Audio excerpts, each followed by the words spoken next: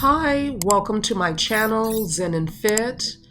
On my platform, I discuss various topics from health and wellness to mental health, as well as lifestyle topics. A lot of my content is centered on Black women. However, other communities may find value with my content and the information that I'm discussing. So today I actually wanted to talk about the slow living movement and the benefits it can have for Black women's lives, especially because we deal with so many different stressors in society.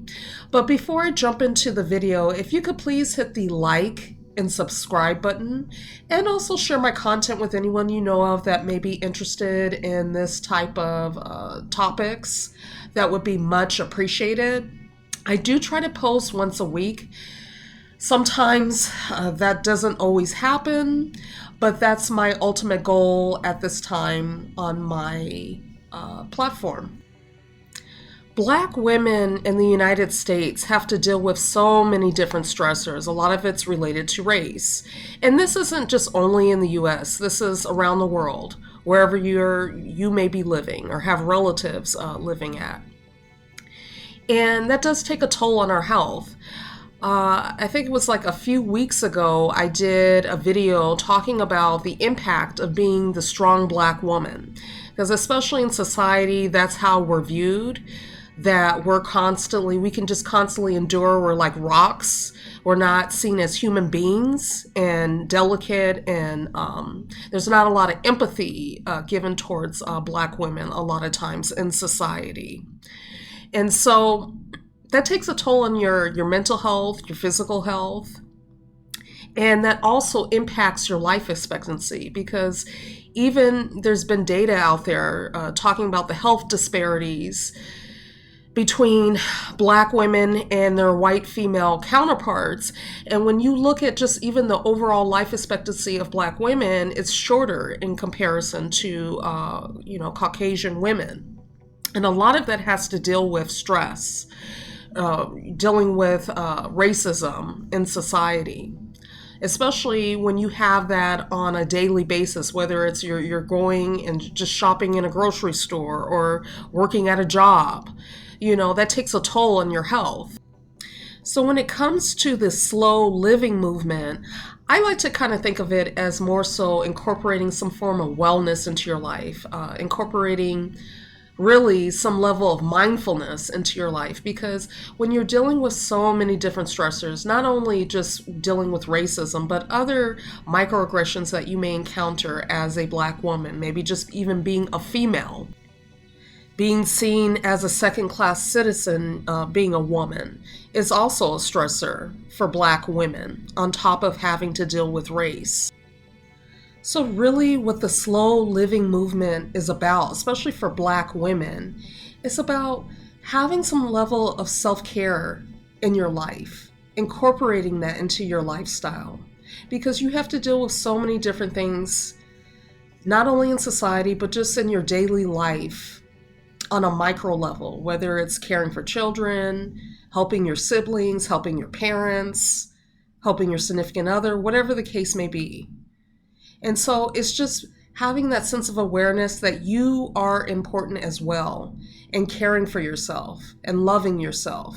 And so maybe a form of slow living, what that looks like for you is maybe just when you get up in the morning, enjoying a cup of coffee and sitting and really taking in that cup of coffee, the taste, the smell.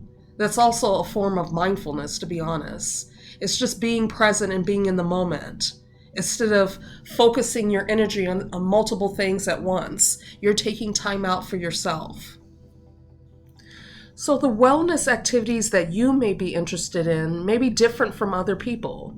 Maybe for you enjoy doing yoga. Maybe that's your form of release, your de-stressor from all the things that you had to go through during your work week and dealing with family.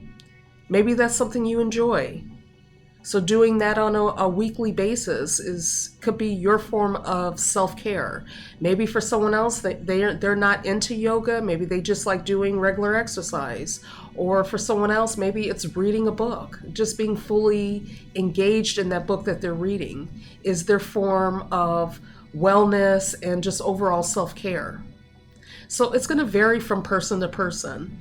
And doing what works for you is what's going to be impactful and also help you to be consistent with doing that on a regular basis in your life.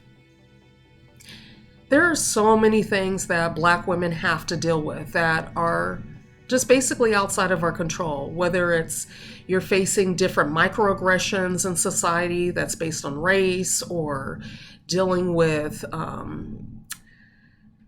issues because of your gender, or just daily responsibilities that you have to attend to. Certain things are just out of your control that you have to manage, you have to live with.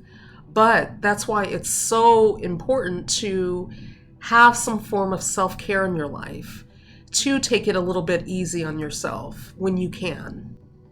This is how you can incorporate the slow living movement into your life. By understanding that overall you are worthy, you are important, you are valuable, and you deserve to have some level of self-care, some time to yourself, being able to do activities that you enjoy, that you take pleasure in, because you're worth it. You're in need of it. That's how you are able to balance out some of the other stressors that you're encountering on a daily basis.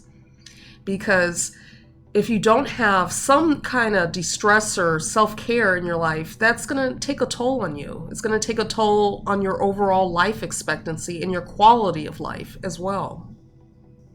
So I hope you found value with this video. I look forward to reading any comments you have. If you started to incorporate some level of wellness, self-care into your daily life or lifestyle, however you see fit. And also too, if you haven't already done so, if you could please hit the like and subscribe button, and also share my video with anyone that may be interested in this topic. And until next time, take care.